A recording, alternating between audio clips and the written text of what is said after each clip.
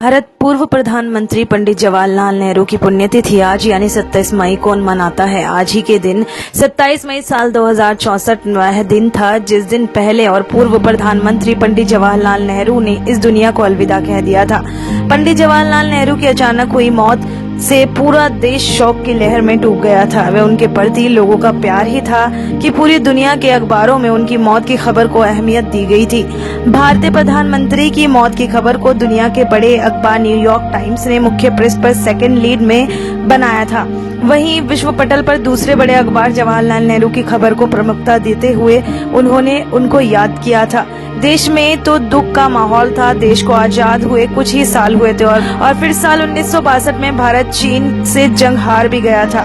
इन सबके बीच प्रधानमंत्री जवाहरलाल नेहरू को देश को यूं छोड़कर चले जाना बहुत ज्यादा दुखद था। सोशल मीडिया के इस युग में उनकी मौत को लेकर कई तरह के भ्रम फैलाने की कोशिश की जाती है, पर उस जमाने की अधिकांश किताबों, पंडित जवाहरलाल नेहरू के मित्रों, तात्कालिक नेताओं और अधिकारियों की किताबों और संस्मरण से जो बात प्रमाणित होती है वह यही है कि उनकी मौत का असली कारण चीन ही था।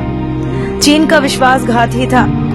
इतिहासकारों के अनुसार देश के पहले प्रधानमंत्री पंडित जवाहरलाल नेहरू की मौत हार्ट अटैक की वजह से हुई थी, लेकिन उसे चीन से जोड़कर देखा जाता है क्योंकि चीन के भारत पर हमले के बाद से ही उनका स्वास्थ्य बिगड़ना शुरू हुआ था। साल 1962 में जब हिंदुस्तान चीन से लड़ाई हार गया, उसके बाद से ही प्रधानमंत्री नेहरू की सेहत खराब होने लगी थी। वजह यही थी कि इस जंग में भारत की हार से वह बहुत ज्यादा दुखी थे। अंदर ही अंदर पंडित नेहरू को ये दुख सता रहा था और वह खुद को इसका जिम्मेदार मानते थे।